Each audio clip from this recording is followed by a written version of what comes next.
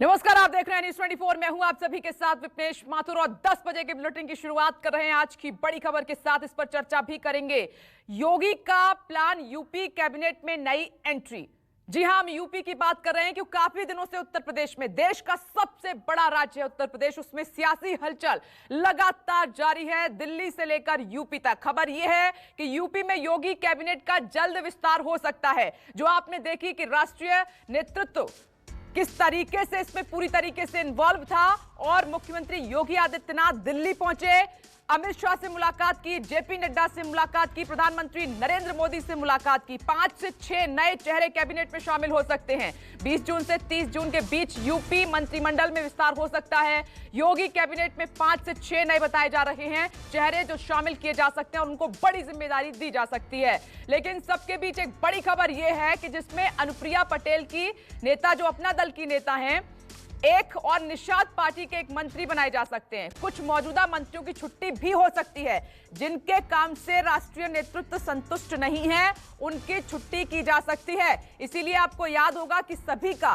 Report card मांगा गया था, उसकी समीक्षा भी की गई थी। वहीं सूत्रों की माने तो प्रधानमंत्री नरेंद्र मोदी के करीबी ए.के. शर्मा को योगी कैबिनेट में अहम जिम्मेदारी मिल सकती है, जिसका लंबे समय से ए.के. शर्मा भी इंतजार कर रहे हैं और इसीलिए दिल्ली से उन्हें यूपी भेजा गया था। फिलहाल एमएलसी हैं, लेकिन जब कैबिनेट का विस्तार होगा तो माना जा रहा है कि उनको एक बड़ी जिम्मेदारी सौंपी जा सकती है। इसके अलावा नाम आ रहा है डिप्टी सीएम केशव प्रसाद मौर्य का। उनका भी कद बढ़ाया जा सकता है। जिस तरीके से उनकी परफॉर्मेंस रही है और राष्ट्रीय नेतृत्व तो उनसे खुश है, इसीलिए माना जा रहा है कि केशव प्रसाद मौर्य का कद बढ़ाया जा सकता है। माना यह भी जा रहा है कि यूपी में कैबिनेट विस्तार का पूरा खाका दिल्ली में तैयार हो चुका है। जब सीएम योगी 2 दिन के लिए दिल्ली दौरे पर आए थे, इस दौरान सीएम योगी 10 जून यानी कि अपने दौरे के पहले दिन गृह मंत्री अमित शाह से मुलाकात उन्होंने की थी और काफी देर तक ये मुलाकात चलती रही। दोनों के बीच में करीब 1.5 घंटे तक बातचीत हुई थी। उसके अगले दिन यानी कि 11 जून को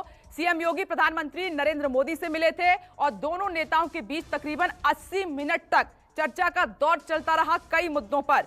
और पीएम मोदी से मिलने के बाद योगी पार्टी अध्यक्ष जेपी नड्डा से भी मिले थे और दोनों के बीच मुलाकात करीब 2 घंटे तक चली थी। और वहीं यूपी में अगले साल होने वाले चुनाव को देखते हुए अभी से अमित शाह छोटे दलों को साथ लाने के लिए उन्होंने कमर कस ली है, लगातार तैयारी में जुटे हुए हैं। सीएम योगी के दौरे के दौरान अमित शाह ने अपना दल की नेता अनुप्रिया पटेल और निषाद पार्टी के नेता संजय निषाद से भी उन्होंने मुलाकात की थी और उन दोनों के साथ भी चर्चा काफी देर तक चलती रही थी। ये 4 तस्वीरें इस वक्त आपकी टीवी स्क्रीन पर हैं। दिल्ली में तय यूपी का फॉर्मूला, ये बड़ा सवाल, इस पर चर्चा करेंगे। जल्द मंत्रिमंडल का विस्तार हो सकता है, नए चेहरों को मौका मिल सकता है और छोटे दलों की क्या वापसी हो रही है, क्या दोस्ती का हाथ बीजेपी की तरफ से बढ़ाया जा रहा है, इसी पर चर्चा करेंगे। खास मेहमान इस वक्त हमारे साथ जुड़ गए हैं, मैं परिचय करा देती हूं। बीजेपी से मनीष शुक्ला जी इस वक्त हमारे साथ मौजूद है। मनीष जी, स्वागत है आपका इस चर्चा में। और साथ ही कांग्रेस से सुरेंद्र राजपूत जी इस वक्त हमारे साथ मौजूद हैं। सर, आपका भी बहुत बहुत स्वागत है। समाजवादी पार्टी से राजकुमार भाटी जी इस वक्त हमारे साथ मौजूद हैं। सर, आपका भी बहुत बहुत स्वागत है इस चर्चा में। और साथ ही मेरे 2 सहयोगी, वरिष्ठ सहयोगी राजीव रंजन और मानस श्रीवास्तव जुड़ गए हैं। अब मैं चर्चा की शुरुआत करूंगी, लेकिन राजीव, मैं आपके पास आ रही हूं। देखिए, पिछले कई दिनों से हम चर्चा कर रहे हैं, यूपी से लेकर दिल्ली तक मुलाकातों का दौर चला और अब यह माना जा रहा है कि दिल्ली में यूपी का फॉर्मूला तय हो गया है। आप कैसे देख रहे हैं राजीव?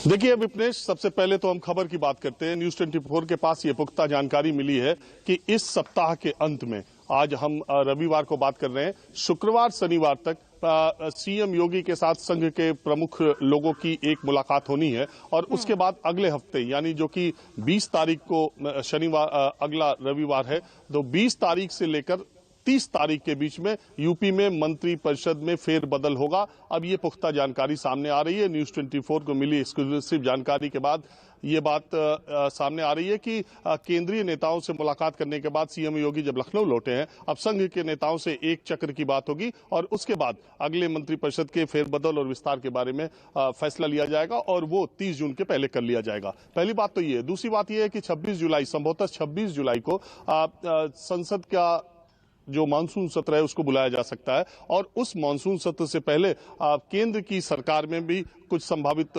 मंत्रिपरिषद में फेरबदल या कुछ नए मंत्रियों को शपथ दिलाई जा सकती है।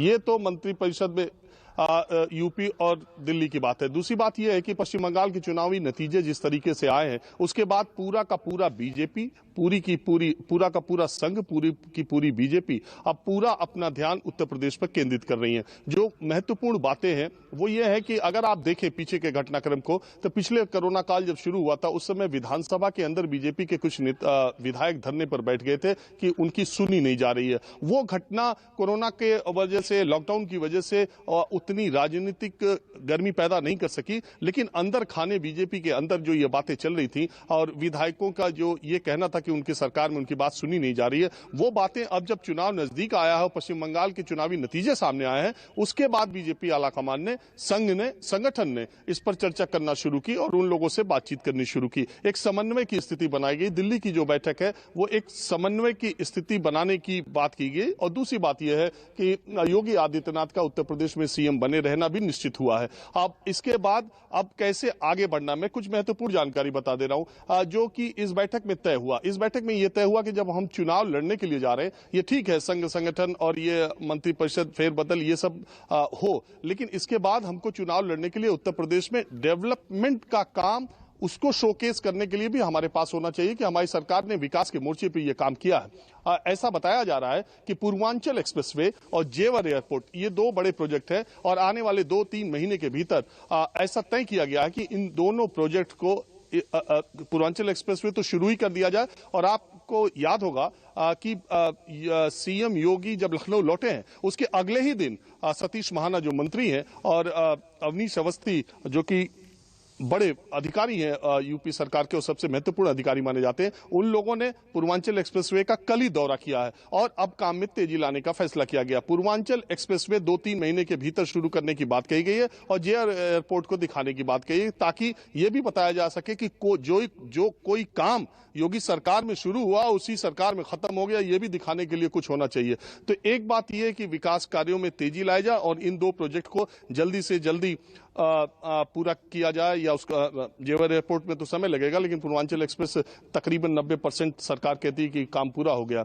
और अब जो आने वाले 8 महीने हैं वो सिर्फ चुनावी दृष्टि से जो समीकरण है, जो जातिगत समीकरण, जब छोटे दलों की आप बात करती है, उत्तर प्रदेश के छोटे दल जो है वो जाति विशेष के दल हैं। ज्यादातर अगर आप देखेंगी तो एक जाति के प्रभुत्व वाली पार्टियां हैं। अब उनको बहुत जो राजनीति को जानते हैं, उत्तर प्रदेश के नतीजों को जानते हैं, तो 2017 के विधानसभा चुनाव में उत्तर प्रदेश में भारतीय जनता पार्टी ने अदर बैकवर्ड क्लासेस को लामबंद करने में, एकजुट करने में बहुत जबरदस्त सफलता पाई थी। अगर आप देखें तो जाति के हिसाब से Rajbhar vote, Chauhan vote, Kushwaha vote, Maurya vote, ये कुर्मी बेल्ट जिसको कहा जाता है, पटेल वोट, ये सारे वोटों को लामबंद करने में भारतीय जनता पार्टी बहुत कामयाब रही थी। अब जो अगला चुनाव होना है, जब आपका सीएम कैंडिडेट फॉरवर्ड क्लास का होगा, तब आपको बैकवर्ड क्लासेस को एकजुट करने के लिए और मशक्कत करनी पड़ेगी। तो ये सब नई रणनीति जो बनाई जा रही है, उसी हिसाब से कील कांटे दुरुस्त किए जा रहे हैं और उसी हिसाब से मंत्रिपरिषद में फेरबदल, कद का बढ़ाया घटाया जाना